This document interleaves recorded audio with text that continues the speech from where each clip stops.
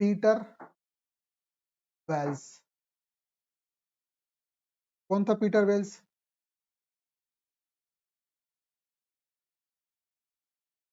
पेशे से, by profession, ठीक। और बिहेव से,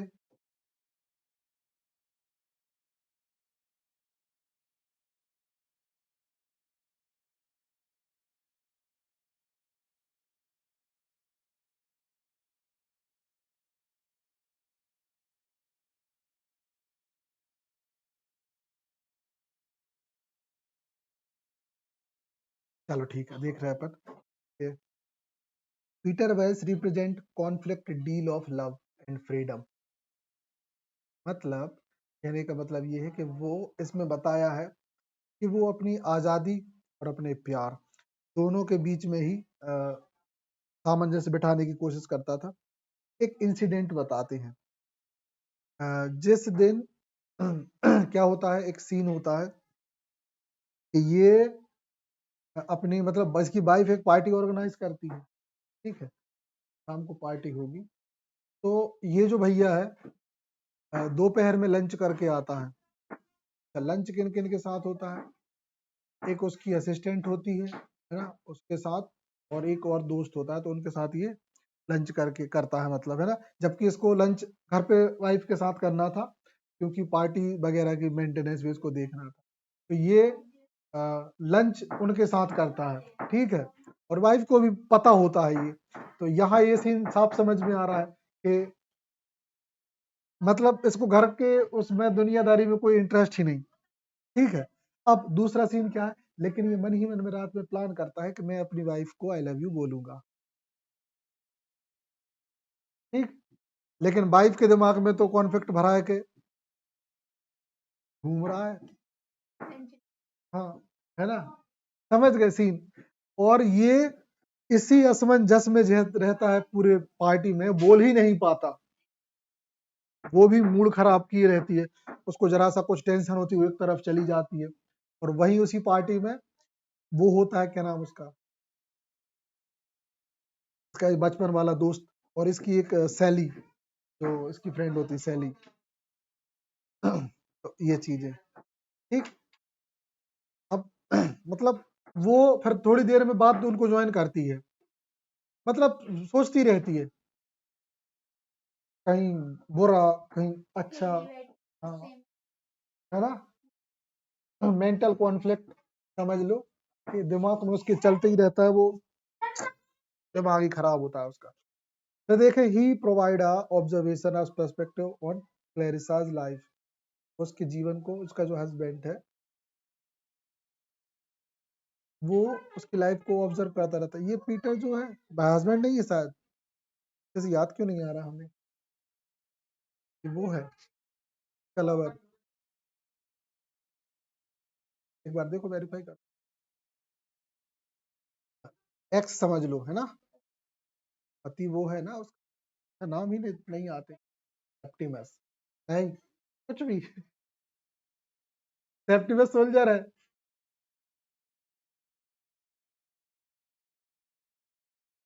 रिचर्ड, रिचर्ड से करती, वही हमें बड़ा वो हो रहा, क्योंकि हमें दो नाम याद है, पीटर सैली, है ना, जो उसके बचपन के दोस्त।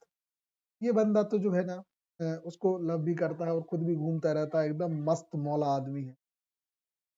और फक्कड़ तो था ही, फक्कड़ मतलब पैसा ऐसा ज्यादा नहीं था इसके पास, तो लेकिन हाँ, किसका? क्लैरिसा का पति रिचर्ड था, के बारे में भी होगा कुछ। वो लेकिन ऐसा था कि वो मन ही मन में सोचता सब कुछ था, लेकिन उसकी चीजें हो नहीं पाती थी। मतलब देखो, यही एक चीज होती है गड़बड़। हम लिटरेचर में ये चीज सीखते हैं कि जरूरी नहीं है कि हस्बैंड जो दिख रहा है वो हो, है ना। अब वो देखती है कि वो लंच उनके साथ कर रहा है, अब कि मेरे साथ होना तो मैं भी सामने थी, लेकिन वो वहां बिजनेस पर्पस से डील कर रहा था, समझ गए। मतलब करना पड़ा, नहीं तो वो उसके साथ करता है, लेकिन वो उसके बाद प्लान करता है कि नहीं वो आज घर जाके बोलेगा। अब वहां पे उसका मूड खराब। ये जो मानसिक उद्वेलन की स्थिति है, जो उथल पुथल की स्थिति है, ये उस नोवेल में पूरी दी गई है। ऐसे नहीं बताया गया कि क्या दिमाग में एकदम एकदम गुस्से में, है ना, और दिखावटी रूप से अपने पार्टी में दोस्तों के साथ हंसना, दिखावटी हंसी, जबरदस्ती के हंस रहे हैं, है ना।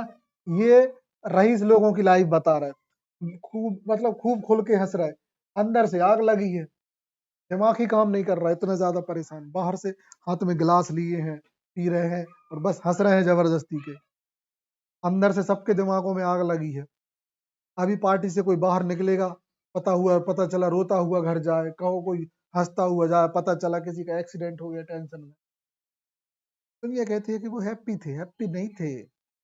दिमाग में हजार चीजें चलती हैं, इंसान है, खुश तो रहता ही नहीं है, कोई भी इंसान खुश नहीं। फैक्ट है, अपन यहाँ तीन बैठे हैं ना, तो तीनों ही अपने अपने एक न एक समस्या से दुखी है। तुम लोग अपने लेवल की समस्या से दुखी हो, हम अपनी समस्या से दुखी है। ठीक है, ठीक, सबका दायरा फिक्स होता है, बट दुख तो रहता है। ये तो ठीक ही है, छोटे छोटे बच्चों के दुख देख लो। अपन आज जिन पे हंस रहे हैं, कभी अपन भी, हाँ, कभी कभी उस दुख से अपन भी दुखी रहते थे, है ना, कि यार जो शादी में जा रहा है हमें नहीं ले जा रहा है। पूरे सुबह से लेकर शाम तक मूड खराब, है ना, कहीं कल की शादी में हम नहीं जा रहे हैं, हमें नहीं ले जा रहे। सोच सोच कर रात भर दिमाग खराब। अब घर वालों ने कही देखी रात भर से मूड खराब है, ले जाने पड़ा यार। हम लोग के टाइम पे ऐसे नहीं ले जाते थे, क्योंकि अगर शादी में ले गए तो ये नाटक कर लेंगे बहुत ज्यादा। कई शादियों में हमें नहीं ले गए ना, तो जो महीना भर से जो प्लान बना थे अरमानों पे पानी फिर गया। नहीं जा रहा है शादी में, 8-10 दिन जो मजा करते सब सत्यानाश हो गया। तो ये दुख, हाँ, पूरी प्लानिंग की सत्यानाश हो गई। ये स्थिति है।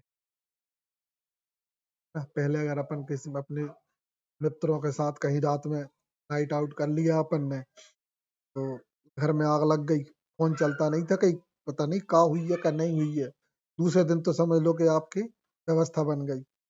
पहले ये होता था तो फोन कर दो, है ना। अब लेकिन स्थिति ये है, जैसे हम ही लोगों का बता रहे हैं, जैसे कभी किसी दोस्त के साथ हम लोग रात रुक गए, तो घर में दूसरे दिन समझ लो माहौल खराब हो गया। आज वक्त ऐसा है कि दोस्त ही नहीं बचे हैं। आज उनसे भी पूछो ना, अब चाहते हैं ना मिलना, चलो यार थोड़ा सा कहीं एंजॉय करें।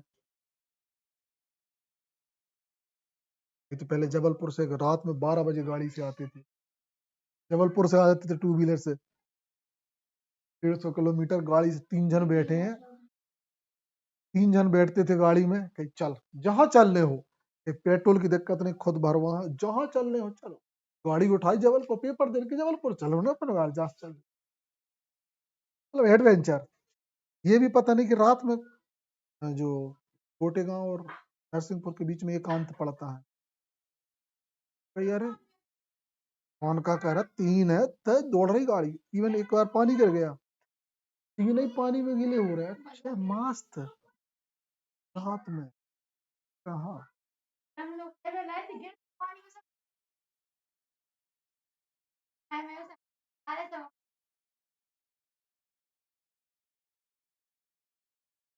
This is the moments of life.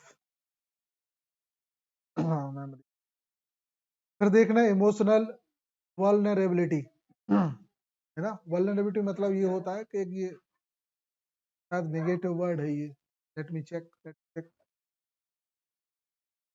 बताया दे रहे। इमोशनल वल्नरेबिलिटी मतलब ये है कि कोई भी व्यक्ति अ, ऐसे स्वभाव का होना मतलब फीलिंगफुली किसी की वो करता हो, क्या करता हो, नहीं नहीं, रिस्पेक्ट नहीं करता, ये नेगेटिव वर्ड है। आलोचना करना, क्रिटिसाइज करना मानसिक रूप से। तो इमोशनल मतलब नेगेटिव वर्ड ही है ये, है ना। इमोशनली ये ऐसा पर्सन था, इसका हमें वो एग्जाम्पल नहीं आ रहा, कैसे बताएं। मतलब ये था कि ये क्लैरिसा को बोलता था कि तेरी क्या सारी लाइफ चल रही है, उसके साथ तू सड़ रही है, मुझसे शादी की होती तो अपन आज बढ़िया होते। बस वो नाटक ये बन गया, पैसे ना होने की वजह से पूरी प्लानिंग बिगड़ गई। हालांकि इस बात का अफसोस उसको भी है ना, क्योंकि मनी इज नॉट और नॉट एट ऑल, है ना। ये सारे ही बड़े लोग जो भी हैं, जिन जिनकी भय हुई है, कल ही हमारा एक फ्रेंड मिला था, वो भी बोल रहा था भैया सही में तहसील में बैठता है, इस समाज का एक है जो सबसे ज्यादा चलने वाली शॉप है तहसील में, सबसे बड़ी शॉप, सोनू फोटो कॉपी, देखा होगा, सामने ही है बिल्कुल फ्रंट पे, बता रहा था फोटो को। हाँ, वो अपने ही है, हमारा क्लासमेट। कह रहा तो भैया सही में बहुत पैसा तो बहुत कमा लो, लेकिन सुकून तब ही है जब कुछ अच्छा करके आओ, समाज के लिए कुछ अच्छा करके आओ। तो ये चीजें हैं ये तो नहीं है सुकून।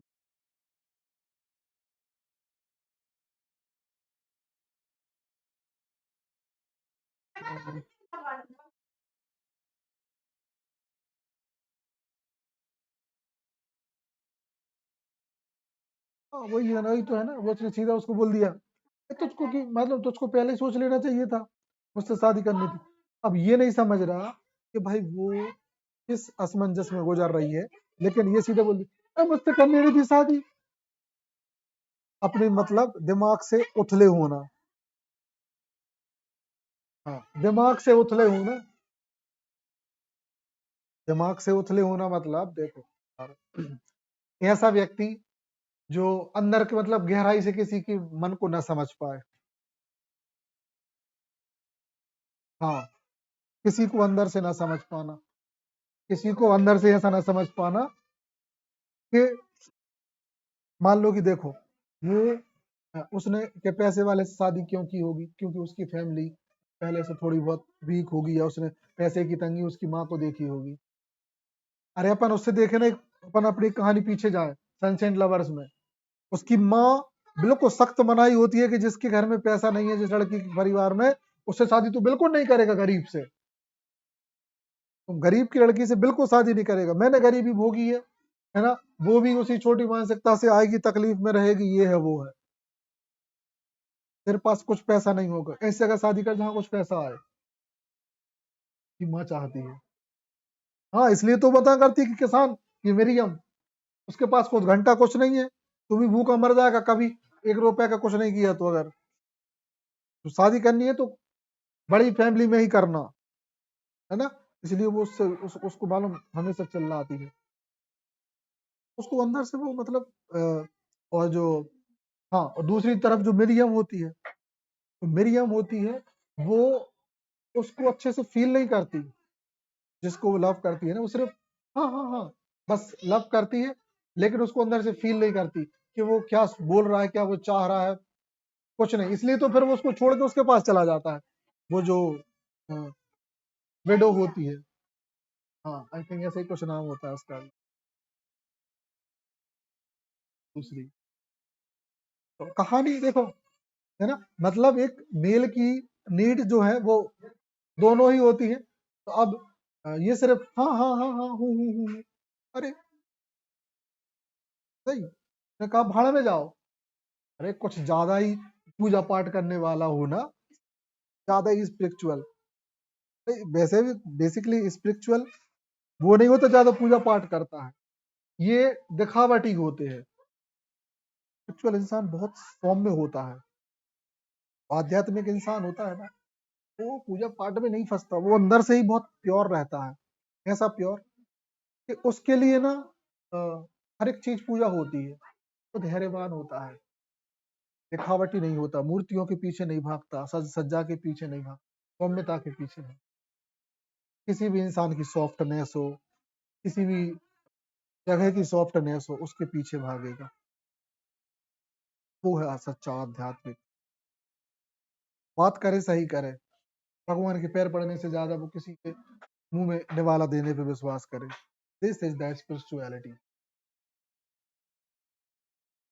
नहीं तो सब दिखावट। स्पिरिचुअलिटी बहुत शानदार शब्द है। Ralph Waldo Emerson spiritual person थे ना, लेकिन कभी, हाँ, रविंद्रनाथ टैगोर आध्यात्मिक पर्सन थे। ये कहानी है। एक बात तो है कि अच्छे लोगों पे भी लोग बहुत गलत गलत चीजें बोलते तो हैं। जब तक रविन्द्रनाथ टैगोर संघर्ष करते रहे ना, इनके फिजिकल रिलेशन इनकी भाभी के साथ बताए गए, बहुत आरोप लगे हैं इंसान पे, लेकिन बड़ा आदमी बड़ा ही होता है। 4 दिन लोग चोचले बता के, नहीं था, नहीं आरोप लगाते हैं, और हो ना हो हम तो ये मानते हैं कि पर्सन व्यक्ति अच्छा था। ये है कहानी। क्योंकि ये ने उनसे बहुत कुछ सीखा है। क्योंकि जो भाभी थी, ये इनको पढ़ाया करती थी, मतलब जैसे क्लासमेट्स होते हैं ना, अपने 1-2 क्लास सीनियर होना, ये उनको गाइड करती थी। तो घर इनको बहुत भरा बड़ा पूरा था, 6-7 भाई थे। बताया था हमने एक बार के दिग्गज ही दिग्गज थे, सबरे ICS IPS, मतलब परिवार तो क्या ही कहो। तो ये टर्मोइल हर जगह मिलता है। रविन्द्रनाथ टैगोर की जो बायोग्राफी है उसमें बहुत कुछ बताया है उस। अच्छा, और जब उनकी जो डेथ हुई थी ना, तो उन्हें ऐसा फील हुआ था जैसे उनका कोई साथी चला गया हो, कि भाभी की डेथ बहुत पहले ही हो गई थी, मतलब वो काफी झटका लगा था।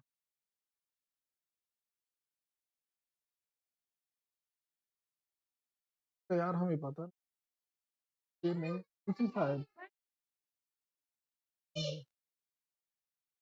बात करें एक और अच्छी क्वालिटी की, ऑब्जर्वेशनल पर्सपेक्टिव, ये सब चीजों को ऑब्जर्व करता था, ये सबसे शानदार बात होती है। ठीक है, दिमाग से भले उतरना लेकिन ऑब्जर्व करना।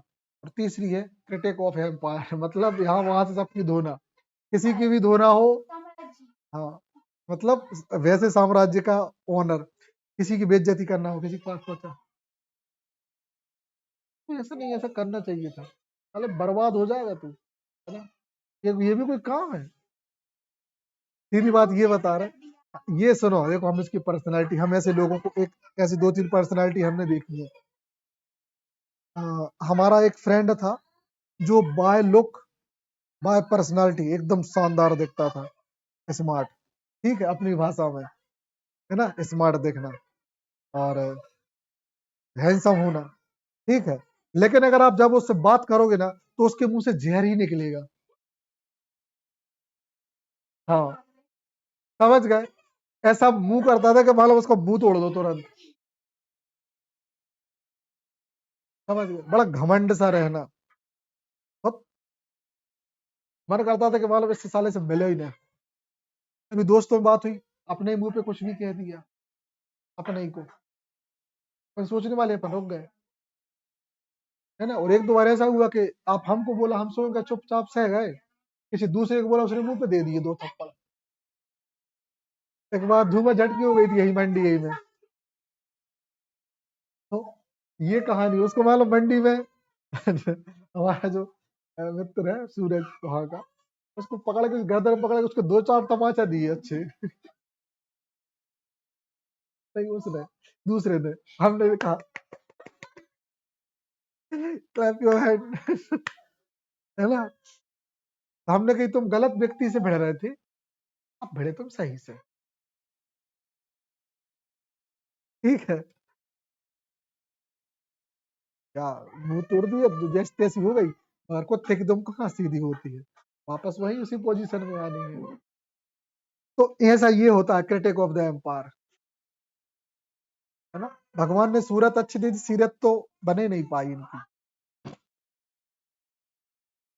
क्या अच्छी सीरत बनाने के लिए बहुत सहनशील होना पड़ता है, बहुत गालियां सुननी पड़ती हैं सही में।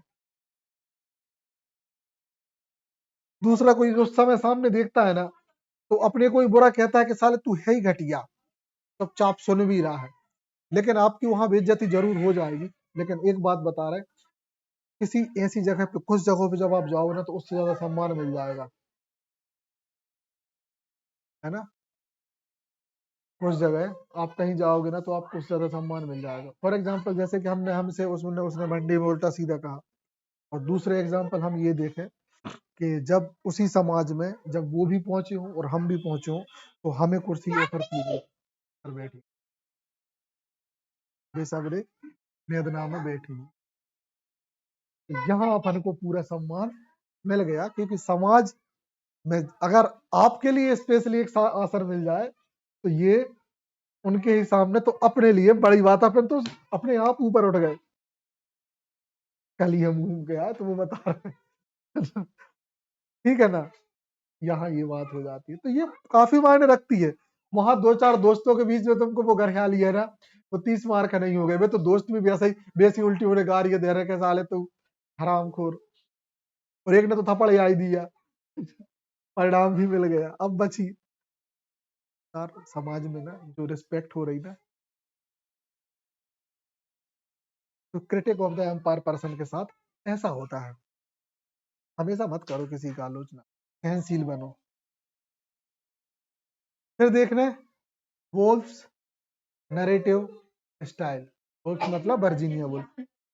Wolf employ stream of consciousness to reveal characters through he uses symbolism and imagery to convey deeper meaning।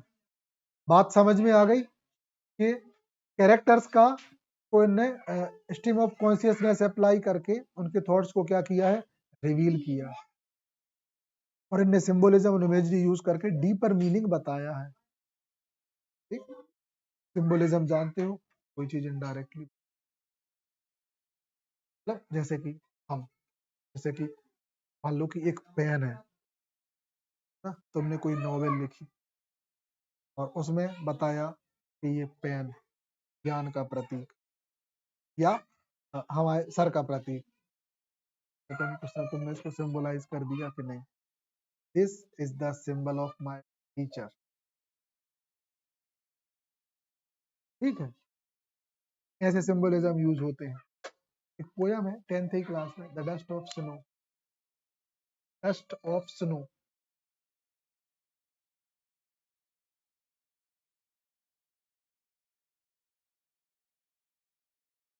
First chapter, the letter to God, Lencho. Lencho की क्यों नहीं आ रही याद? हाँ, अरे वो भगवान को लेटर भेजता है। देखो देखो पकड़ लिया।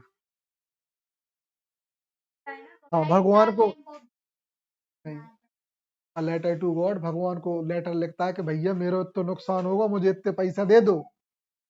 पोस्टमैन लोग सब पे पैसा इकट्ठा करके उसको देते हैं।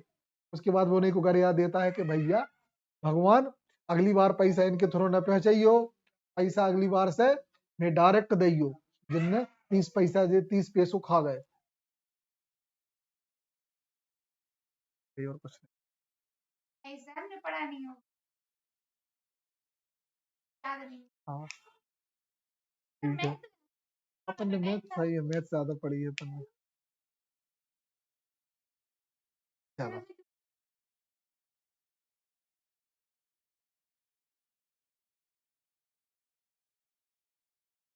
ओके, तीन चीजें हैं, stream of consciousness, inter interior monologue and fragmented narrative. Meaning upon interior monologue का मीनिंग ये समझ सकते हैं कि आंतरिक विचार, एक प्रकार का आंतरिक विचार। बहुत सारी चीजें हैं इस नॉवेल में, तो हजारों विचार हो सकते हैं फिर मतलब, लेकिन वो एकात्मकता है। नेक्स्ट है फ्रेगमेंटेड नरेटिव। फ्रेगमेंट मतलब होता है सुगंधित, फ्रैग, है ना। तो इसकी जो वो है ना एक्सप्लेनेशन, वो अच्छा खासा विस्तारित है, अच्छा डिटेल में है।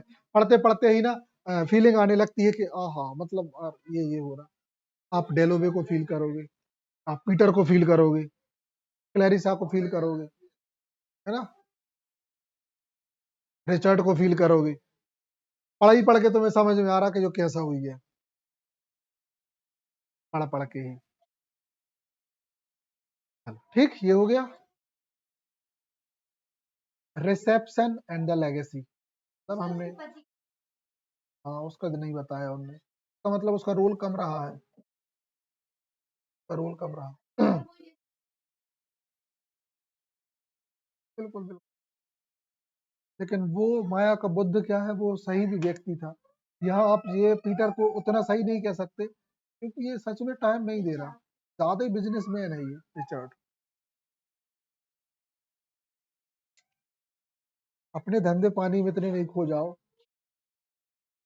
कि आपको परिवार के लिए समय ना मिले। और जबकि देखो, अ, एक हम एग्जाम्पल बता रहे हैं, बोर्ड हमेशा आपकी परीक्षा लेगा, सबकी परीक्षा लेता है, वो चेक करता है कि तुम में एक चीज कितनी है। हमें एक बात समझ में आया कि क्यों हमें नरसिंहपुर मिल गया, हमारी जॉब में नरसिंहपुर क्यों मिल गया, क्योंकि हम जब भी अजय से बात करते थे ना, तो अजय एक बात बोलता था, हमारे दोस्त लोग बोलते थे कि भैया नौकरी मिले तो घर मिले, नहीं तो बाहर तो मालूम कहो हमरे घर के न जान दे, कहो जो न करन दे वो न करन दे। आज भी ज्यादातर लोग ये कहते हैं घर में मिले, सबकी डिमांड होती है आस पास ही मिले, जिला मिले। हम नहीं जा पा रहे भैया घर से बाहर। अजय भी हमेशा जीवन भर यही कहता है कि भैया घर से तो नहीं जा, शायद वो हम उसको अप्लाई ही नहीं करेंगे। और हम मालूम हमेशा ये कहते थे कि हमें तो तुम भिंड में फेंक दो, हमें तो फेंक दो भिंड में, हम तो चले जाए और हम निभा कर बते हैं उन्हें। निभा के मतलब वहां के लोगों से सरवाइव करके बताना। हमें भिंड फेंक दो, हमें बालाघाट फेंक दो, और यहाँ तक कि हमें कहा जाए तुम नक्सलवादी एरिया में भेज दो, हम निभा के बताएंगे। हम तो तैयार हैं, मगर चाहिए तो जॉब चाहिए, मतलब कहते हैं ना 100% पूरे जी जान से समर्पित हो जाना कि नहीं चाहिए, मतलब चाहिए साले, जा से बढ़ के हमें कच्छू नहीं, कसम खा के बैठे थे भेजो। तो यहाँ हमारी परीक्षा चल रही थी वो उस समय, मतलब मन की परीक्षा, हम बोल के नहीं बताना, मन से हम इतने खतरनाक तैयार थे, बोलते थे कि फेंक के बता देखो कैसे आ रहा है। और निभे हैं, अरे जॉब है जय थोड़ी, हमें तो एक तो खटिया डाल दे, एक तो टपरिया में रह ले, हम जॉब करना है, रही से थोड़ी चाहिए यार, एक पंखा ही चाहिए तभी नींद आ है, फेंको हमें जंगल में, फिर देखो मजा। कोई भी बच्चा दे दो आप, टूटे फूटे, है ना, मंद बुद्धि, खूंखार, हम करेंगे। गन लेके यहाँ है, उनकी गन छुड़वा है हम, है ना, एक आध दो घल जाए तो घल जाए, बाढ़ में जाए, कुछ नहीं होने वाला, इतने जल्दी नहीं मरे हुए, इतने ज्यादा तैयार थे हम। और हमने भिंड के स्कूल भरे भी थे, भिंड के भरे थे हम।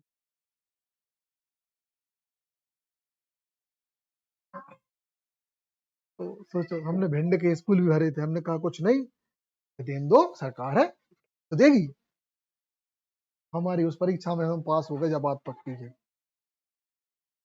इसलिए कहते तैयार होना चाहिए। अजय ने कई जगह हमेशा ये चॉइस मारी कि मैं ये नहीं करूंगा वो नहीं करूंगा, बहुत सारी जॉब में उसने अप्लाई ही नहीं किया। अब उसका समय आया कि वो हर चीजों को अप्लाई कर रहा है, और बोले नहीं यार, अब चले जाए, हमने कि परिवार छोड़कर, नहीं नहीं अब जाने का, क्योंकि अब समाज ने टॉर्चर करना शुरू कर दिया ना उसको। क्या कर रहा है, दो जने तुम्हें कर गए, तुम क्या कर रहे, आज बहुत ढीठ होती है, ढीठ है समाज।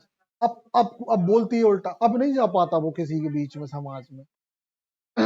अब उसका संघर्ष वाला समय जब शुरू हुआ, और हमने तो उसको अभी भी बोला कि अभी भी तुम्हें और तंगाएगा भगवान, अगर तुम्हें करेगा ना तो सबको तंगाता है वो, बिना तंगाए कैसे दे दे, तुम इज्जत थोड़ी करो बाकी, बिना तंगाए तुमको दे दिया ना, तुम इज्जत नहीं करोगे, तुम बर्बाद रहोगे। यहाँ का एक योगेश सोनी टीचर है, तो उसके मम्मी पापा की मिल गई है जॉब आसानी से, वो हमेशा हरामखोरी ही करता है, बहुत बर्बाद टीचर है। मेहनत से पाई हो तो फूक फूक के कदम रखता है, फूक फूक के कदम। बरेली में सीएम राइज है। प्रिंसिपल नहीं है, नॉर्मल एक टीचर है, एमएलए में भी पढ़ाया उसने, इसलिए जानते हैं हम।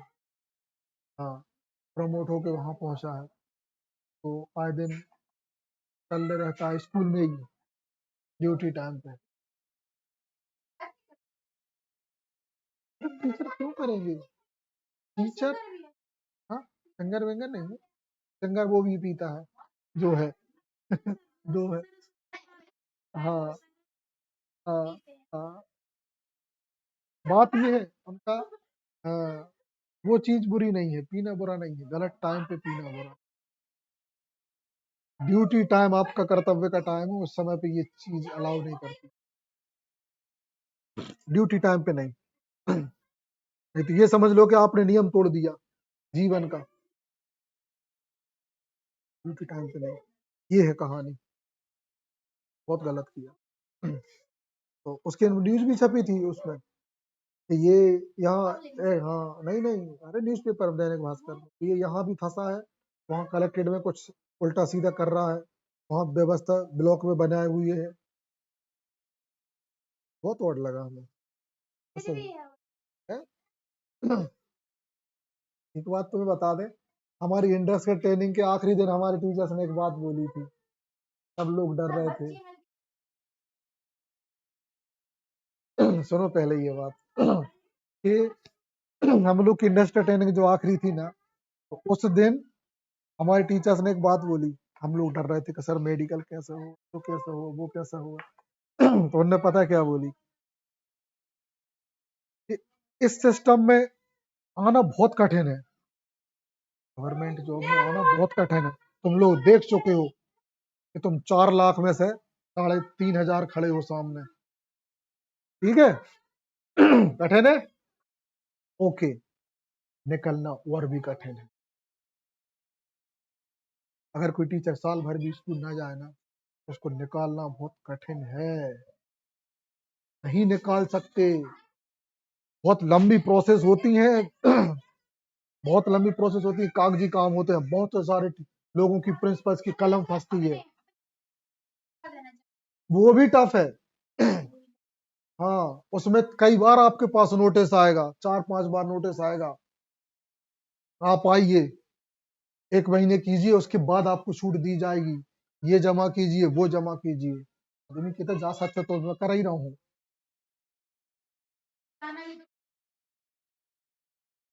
हमारे पिताश्री ने छोड़ी थी, न थे, तुम्हारे जो बड़े पापा थे ना, जहाँ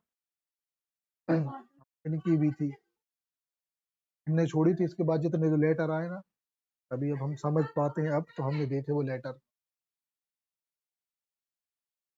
जब आप अन्यथा बिल्कुल ही वहां नहीं पहुंचो ना, खत्म है। तो जॉब बहुत टफ है, समझ गए, ये है कहानी। इसलिए तैयार रहो हर चीज के लिए, कहीं भी पहुंचने के लिए। तुम्हें तुम्हारे बस तुम्हें पता थोड़ी चलेगा, संघर्ष ज्यादा हो जाएगा ना, तो वहां से आएगा तो खास तक ये संघर्ष कहता है। संघर्ष ऐसा ही होता है कि जब आपको बढ़िया टॉर्चर मिलते रहे घर में, अगर आनंद ही आनंद में पढ़ाई हो रही तो फिर पढ़ाई का भी एहसास नहीं होता ना, समझ गए, जब तक आपको 2-4 लोग घर या ना दें, आनंद में। तुम्हें ये बताने का सेंस ये है हमारा, कि छड़ी छड़ी बातों में अपन ये ना हो जाए कब बस इतनी जल्दी टूट जाए, क्योंकि टर्मोइल आना शुरू हो जाते हैं।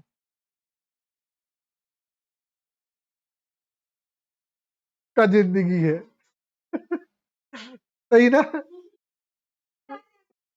का जिंदगी है, सड़ी जिंदगी में 4 दीवारी में सड़ रहे हैं, घुसे हैं। बिल्कुल मालूम है यही सोच, जैसे तुम घर पे सोचती होगी कि चार दीवारी में एसेंस रखो, गॉड बैलेंस करता है, ठीक है। चार दीवारी में कट रहे हैं, एक वक्त होगा कि पूरी बाहर ही बाहर कटेगी।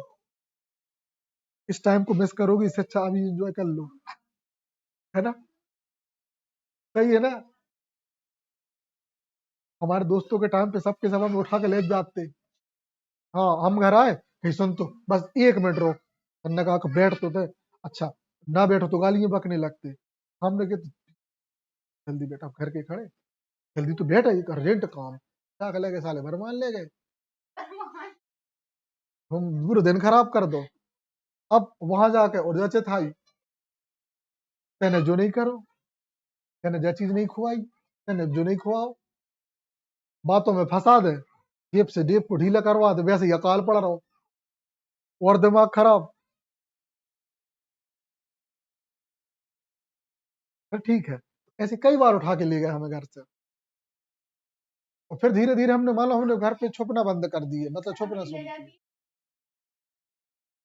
अब हम उनको ढूंढते फिरते हैं, चलिए भैया, अब उन्हें घर पे उठा भी नहीं सके, परिवार बैठो उनको लिए रह लो, चार दीवारी अच्छी है, बाहर निकलना होगा ना फिर देखना तुम। तो ये चीज तुम्हें तोड़ ना दे, इसलिए पता होना जरूरी है कि हम बता दिए कि नहीं, वेट, अच्छा खासा समय मिलेगा बाहर बिताने।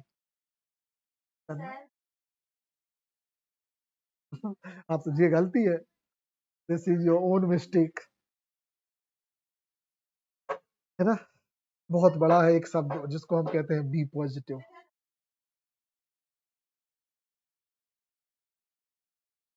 ठीक, अब देख लें रिसेप्शन एंड द लेगेसी। चलो एक अच्छी ग्रामर वाली चीज याद आ गई, ऐसे, चलो ये भी अच्छा है कि पकड़ लिया, है ना? यहाँ हैज का मतलब है पास में होना या होना, और हेड वो टेंस को बता रहा है जो हो चुका था। ठीक, तो ये ग्रामर। अब कभी आप धोखे से एग्जाम में ऐसी चीज लिखा हो ना तो कंफ्यूज नहीं होना, इंग्लिश में तो ये सब अलाउ होता है ना? लेकिन अगर आप स्कूल लेवल पे ये गलती करोगे ना तो टीचर मालूम है पहले तुम्हें देखेगा कैसे लिखता, और तुम क्या गलती से लिख गो तो तुम नंबर काट ले है और देखा तो थप्पड़ा दे दे। लेकिन कॉलेज में लिख दिए ना, तो have to be learn person, क्योंकि ये अलाउ है ये चीज। हाँ मतलब, हाँ, आप जानबूझ के कर रहे हो तो ये अलाउ है। और कॉलेज की कॉपी में इस बात को इग्नोर ही किया जाता है, मतलब इग्नोर क्या, खास बात में गिना जाता है।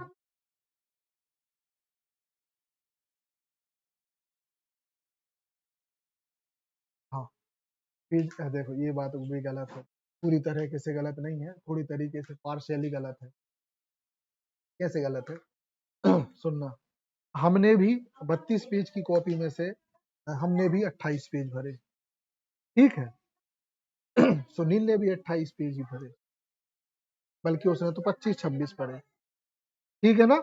हम दोनों ने, हमारे जो मार्क्स आए वो आए 64, और उसके जो मार्क्स आए आउट ऑफ 100 वो आए 83 कॉलेज में।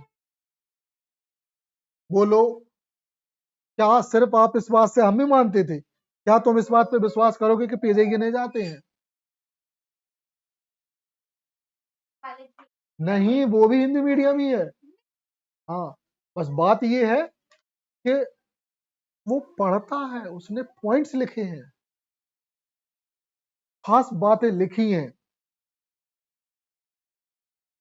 नहीं, उनने जो लिखा है ना वो उनने फैक्ट लिखे हैं, इस बात पे बिल्कुल भी कोई शक नहीं है कि जो टॉपर्स होते हैं ना उनकी कॉपी जांचने वाले को अलग दिखती है। जैसे हम बता रहे हैं, हम ही कॉपी जब चेक करते हैं तो हमारा अनुभव बता रहे हैं कि 63 बच्चों में से कुछ 40 तो ढोर होते हैं जिनकी कॉपियां एक नजर में देख के समझ में आ जाती है, कुछ कॉपियों में ना दिखने लगता है, कुछ पॉइंट्स पकड़ में आते हैं, तो टीचर वापस आता है और फिर उसको कॉपी को देखता है, पेज नहीं गिनता, अब वो पेज नहीं गिनेगा, अब वो देख रहा कि अरे यार नहीं, कंटेंट रखा है, कंटेंट रखा है तो डिजर्विंग बच्चा है ये पढ़ने। ये पता ये कौन है, मेल है फीमेल है, गर्ल से कुछ पता नहीं होता, नंबर दिए जाते हैं, ये है खेल। ये बात पूरी तरीके से गलत। पास होने के लिए ना पेज काफी है, समझना, पास होने के लिए पेज काफी है, लेकिन आपको अगर 60 की रैंक से ऊपर जाना है, समझ गए, 60 से अगर आपको ऊपर जाना है, 70 क्रॉस करना है, 70 क्रॉस वही करता है जो दमदार लिखता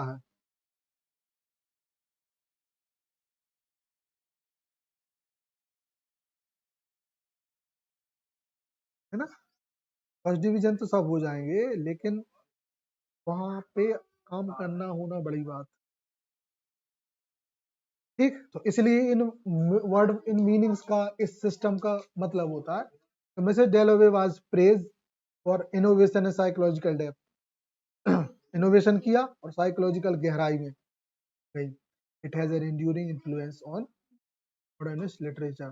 तो इनका जो प्रभाव पड़ता रहा था और पड़ता रहेगा फ्यूचर में, इनके लिटरेचर का, मॉडर्निस्ट लिटरेचर में, आज के समय पे, मतलब आज भी इनको पढ़ा जाता है ना। और ये मॉडर्न राइटर रही है, साइकोलॉजिकल डेप्थ, तब उसकी गहराई में इनने छलांग लगाई या बताया लोगों को। ठीक, तीन चीजें खास मायने रखती हैं, एंड दैट, ये last year timeless exploration. Timeless exploration का मतलब होता है वक्त के साथ सभी लोग इसको गहराई से ऑब्जर्व करते जाएंगे। हम आज पढ़ रहे हैं, आज से 50 साल बाद जो जनरेशन होगी उनको पढ़ेंगी ना, और भी नजरिए ढूंढ लेंगी, उसमें बहुत सारी बातें मिलेंगी। इसलिए कभी कभी कुछ लोग कहते हैं, यूपीएससी का एक फंडा है,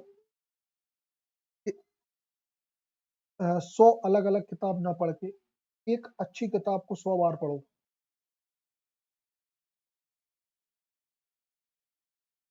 100 अलग अलग किताबें ना पढ़ के एक अच्छी किताब को 100 बार पढ़ो, तो शब्द भी याद रखना।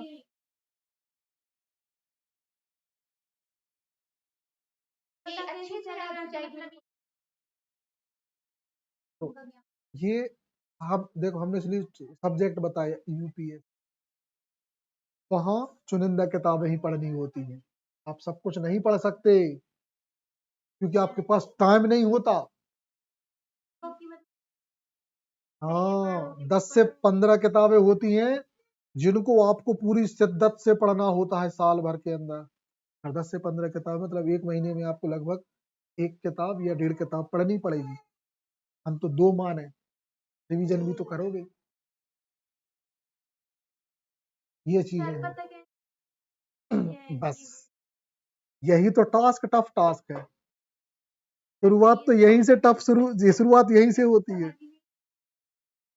बस तो यही तो टास्क है भाई, आज की जनरेशन का यही टास्क है, और इसीलिए बड़े बड़े कोचिंग इंस्टीट्यूशन बने हैं जो लाखों से फी चार्ज करते हैं। वो इसी काम के लिए बने हैं, सिर्फ आपको सजेशन देते हैं, पढ़ना तो तुम्हें खुद ही पढ़ा था। इस दुनिया में आपको सिर्फ सजेशन मिलेगा, पैसे जो है लगते हैं ना सजेशन के लगते हैं, और कीमती भी वही है, गलत जगह पे ना घुस जाना। यूपीएससी में लाख, 2-2 लाख, 3 लाख सिर्फ आपको एक सलाह का पैसा लेते हैं, सलाह का, सिर्फ सलाह का, क्योंकि सलाह कीमती है, और उसी सलाह से लोग आगे निकलते हैं। पूरा खेल सलाह का है, नहीं तो सलाह फ्री में भी मिलती है ना। अपने आस पास तो कोई से भी पूछ लो, हट से, एक सेकंड नहीं लगता कुछ भी बताने में। आपने कभी धोखे से पूछ लिया, क्या भैया 12th हो गई अब क्या कर रहे हैं, अरे मैं रुक बता रहा हूँ,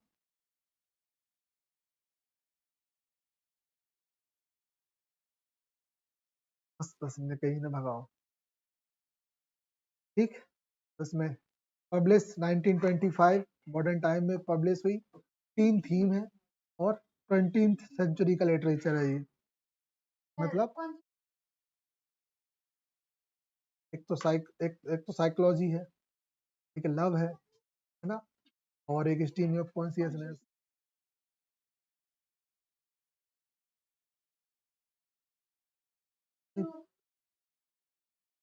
Mrs. Dalloway offer insight to the complexities of human condition, मतलब वो अ, हमें ऑफर करती हैं, बताती हैं इनसाइट, अंदर की जानकारी, इनटू द किसके मतलब किस कहाँ तक कॉम्प्लेक्स ऑफ ह्यूमन कंडीशन, एक इंसान की, मानव की जो वो होती है ना टिपिकल सिचुएशन, उनको बताया है इसमें। मतलब इसका जो प्लॉट है ना वो सड़ा है, प्लॉट सड़ा है, अंदर गहराई में मजा है। कुछ कहानियों का प्लॉट अच्छा होता है, प्लॉट मतलब बेसिक स्टोरी लाइन, है ना, शादी हो गई, पार्टियां हो रही हैं, बाद में वो सेप्टिमस मर गया, है ना, फिर ये हो गया, ये प्लॉट है, ये प्लॉट है। यार उनके दिमाग में क्या चल रहा है वो है it explore the time trauma का आइडेंटिटी। नहीं, ये तीन थीम तो है ही है, इसके अलावा उनको भी लिख सकते हो तुम। नैरेटिव टेक्निक्स भी है वो।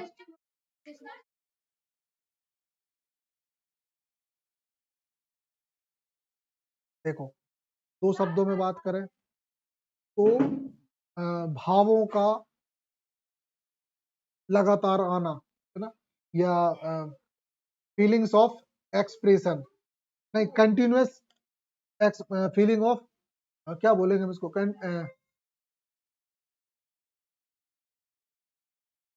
हाँ उसने बताया है, तो देखना।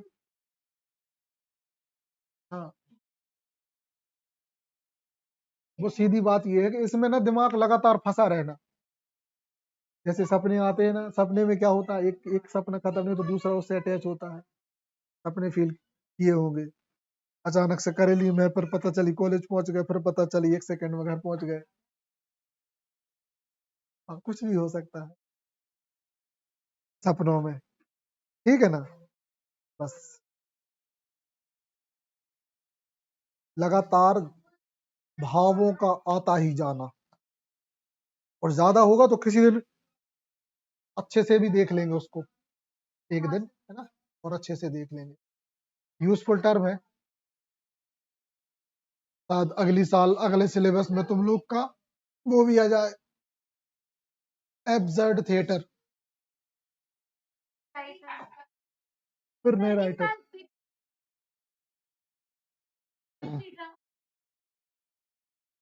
क्रिटिकल एनालिसिस या क्रिटिसिज्म, हाँ अभी क्रिटिसिज्म आएगा, अभी कल्चरल स्टडी रह गई है, अभी मालूम है वो लैंग्वेज रह गई है ना, फोनीम्स, मोर्फीम्स, ये पता नहीं बहुत सारी चीजें रह गई अभी। हम्म, अरे अभी देखना तुम, ये तो तुम अभी बेस तैयार हो रहा है, अभी तो इसकी गहराई हम बता रहे हैं, अभी बेस ही है, अभी तो घुसा ही नहीं तुम। तो क्रिटिसिज्म है ना, ये समझ लो कि उसमें तुम्हें हम बड़े ऊट पटांग सी चीजें पढ़ाएंगे, बहुत ओड ओड, बहुत अजीब, समझ गए, शानदार, मजा खराब नहीं।